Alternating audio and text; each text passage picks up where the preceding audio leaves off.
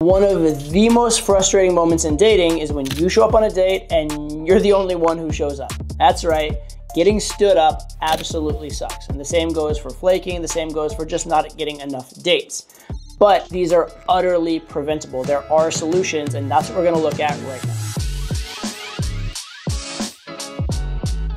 So I got sent this video recently of a guy who got stood up, put out a video about exactly how and why he got stood up. And little spoiler, it's completely his fault, right? The way he did things, he was destined to get stood up. But these are mistakes that I've made myself, and these are mistakes I've seen from hundreds of guys. And when guys are making these mistakes, they actually think they're doing the right thing, just the same as this guy does. He thinks he's doing all the right moves. In fact, he's doing all the wrong moves. Let's have a look. So I got a girl's number. Waited a few days before I texted her. She was happy to hear from me, and we made plans to go out.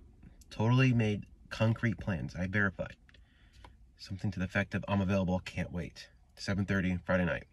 We were gonna get pizza some outside place, you know, like. So a very quick note here. He's trying to be very strategic, but he's actually done two things wrong already.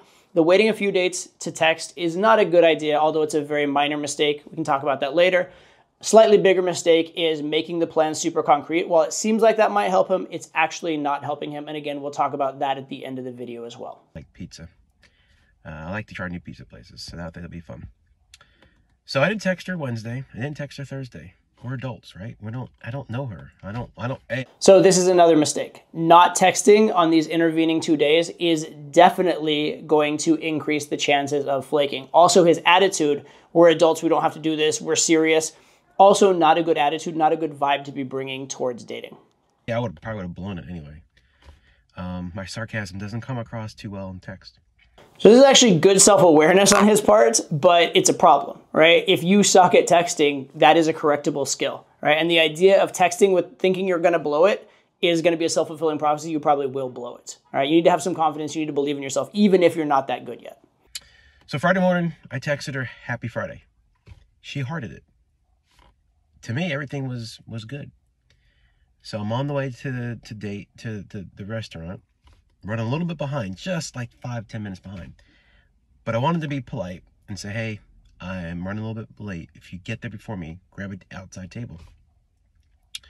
Her response was, are you kidding? I'm like, bitch, I could have not said anything and been late and you never would have got mad at me. And then she said, we'll have to reschedule. And I was like, we did say 7:30. I'm literally going to be 8 minutes late. I mean, right? That's not terrible. And she's like, no, you didn't confirm with me this morning. You didn't text me at all during the week. I was like, I didn't say this to her. So he thought the problem was that he was a few minutes late. No, the problem was everything else he did. But again, we'll get into that at the end. I'm thinking to myself, I don't think we're supposed to confirm a second time if we already confirmed the first time. I responded to her, I do what I say. And that was all I said. And from here, it's pretty bad. Actually, what he does from here is not good in general. And up to here, his mistakes all kind of are logical and make sense. After this, they're a little emotional and butthurt and stuff. So he hasn't responded yet. But I enjoyed the pizza. It was a good pizza. It was good, and I enjoyed it, and I sat by myself and ate it, and I had a great time. What sucks is I wanted to go to the gym, but I didn't go to the gym. So I'll go tomorrow morning. Anyways, am I the a-hole for not confirming? Or are we supposed to confirm and text during the week? I'm not a freaking 10-year-old girl. I don't text during the week. I have a life and business and work and all that other stuff I have going on. Are we supposed to text? I don't think so. Are we supposed to confirm? Apparently we are, because she didn't think so. And if we are, then I guess I fucked up. But anyways. Okay, so let's look at it step by step from the top. So first of all, he doesn't text the girl right away. He waits a few days.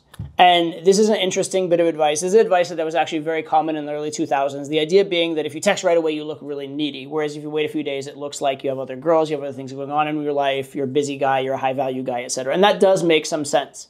However, the trade-off is when she just gave you the number, you're top of her mind, she wants to talk to you. If you wait a few days, that can fade. She can kind of get distracted by other guys or just other things in her life, get less excited to see you. So on net, it's usually actually better not to wait than to wait, although this is a logical thing to do and it does make sense. It just doesn't work as well. Next up, making these super firm plans.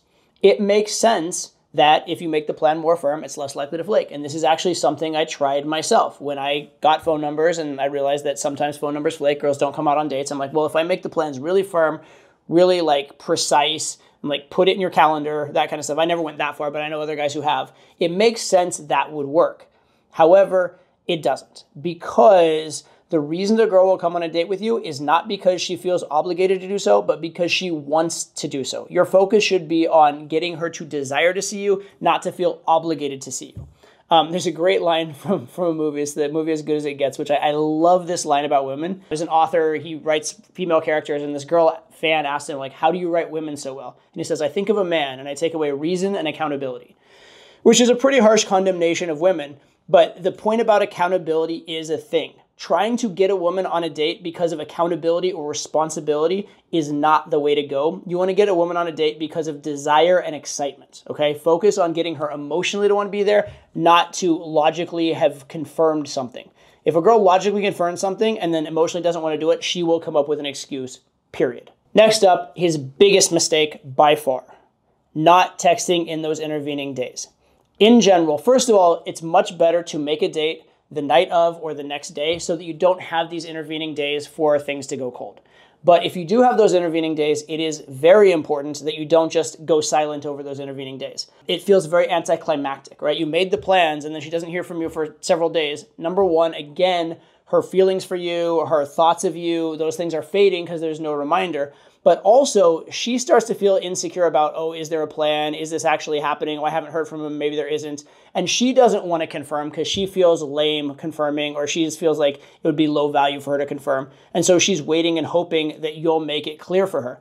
And when you don't, oftentimes she'll just bail on it in order to like kind of save face, or she'll figure it's not happening and make other plans, especially say some other fun thing comes up. She doesn't want to tell that other person, no, I can't because I might have this date with this guy, I'm not so sure, etc. If you don't talk to her in those intervening days, number one, she's going to kind of forget about it and forget about you a little bit because of the lack of contact. But also, she's unsure about that. Even if you confirmed back here, if you have no contact in between, she's like, oh, maybe he didn't mean it, maybe he forgot, maybe it's not still on, etc. And she will go other directions. It's very, very common this will happen. And the combination of this and the firm plans leads to one of the best techniques I know for anti-flaking, which is this.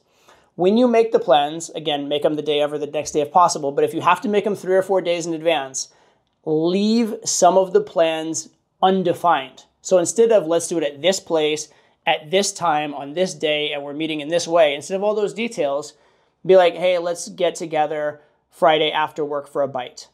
Now you can still do the time, the general location, and the specific location.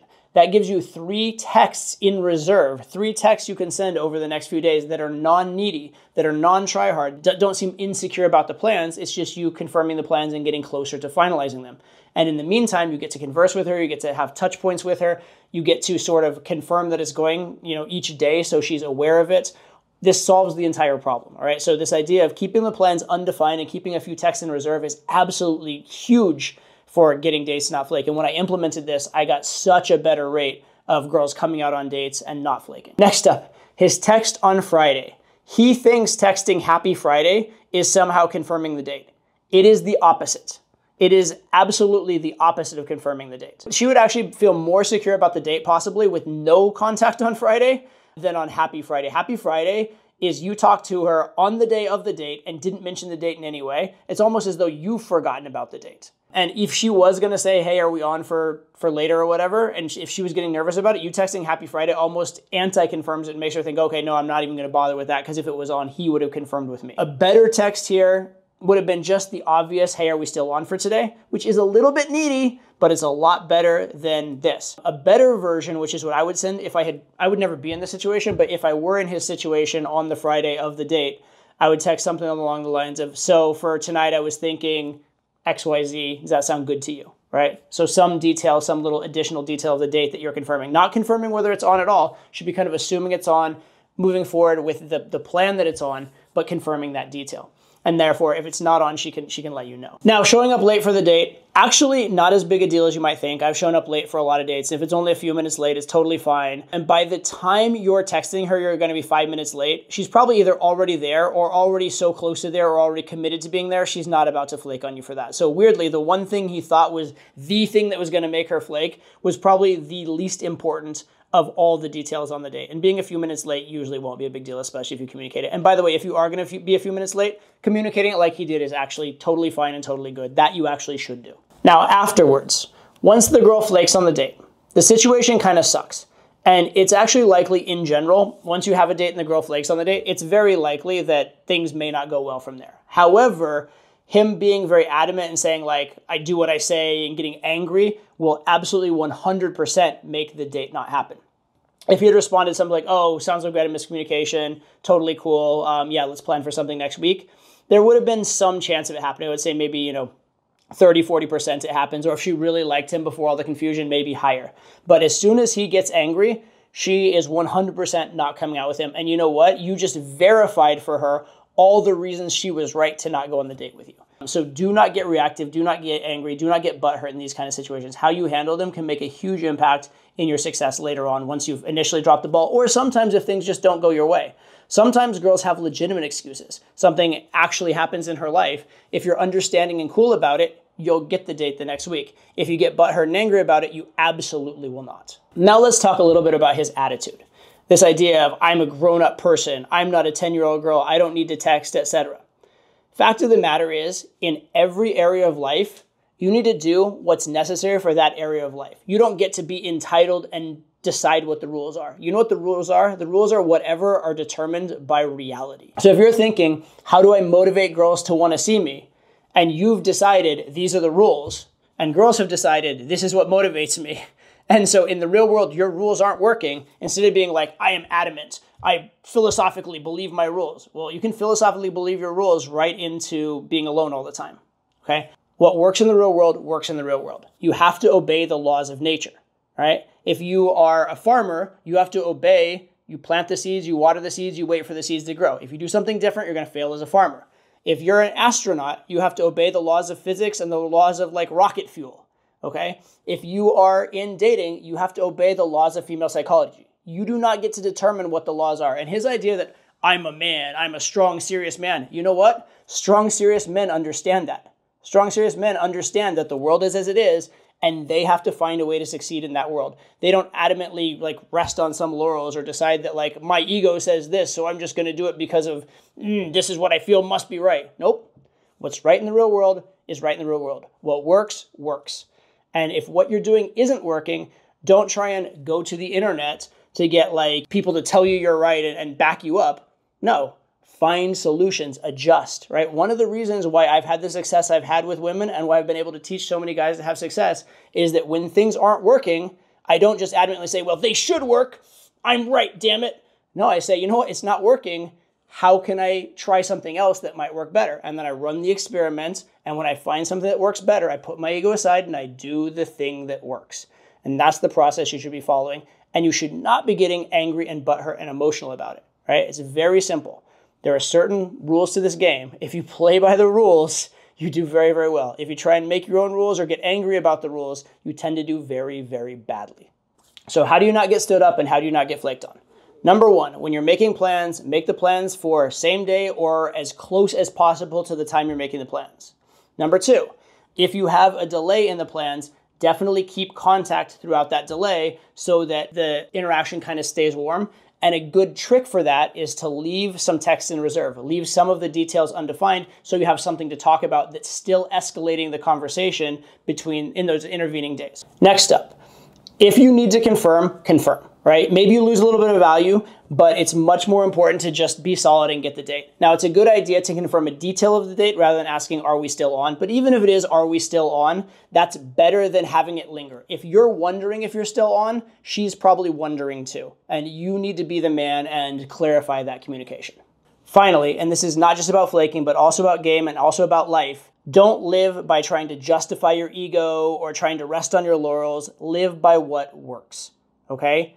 If something is not working in the real world, Become a scientist about it. Figure out how to make it work. Don't stubbornly keep doing the wrong thing and try to make it work. All right? Don't try to insist that what should work will work. Nope. What does work works. Life is not dictated by your ego. Life is not dictated by your desires. It's dictated by facts and results.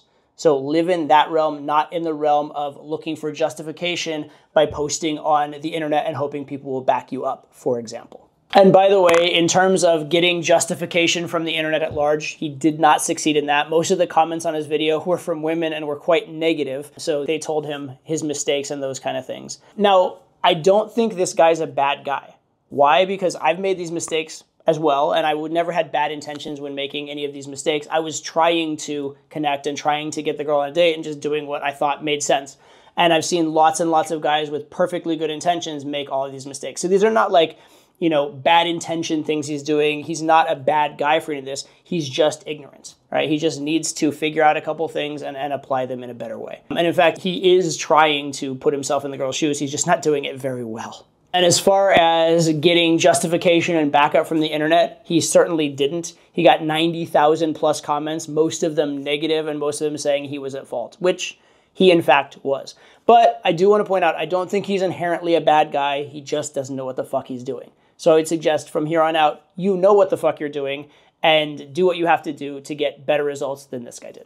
So thanks for watching. If you liked what you saw, like it, subscribe. If you want to comment, go ahead, leave something below. Please don't leave me 90,000 negative comments or do. That's fine. It's good for the algorithm. Regardless, I'll see you in the next video. Thanks for being here.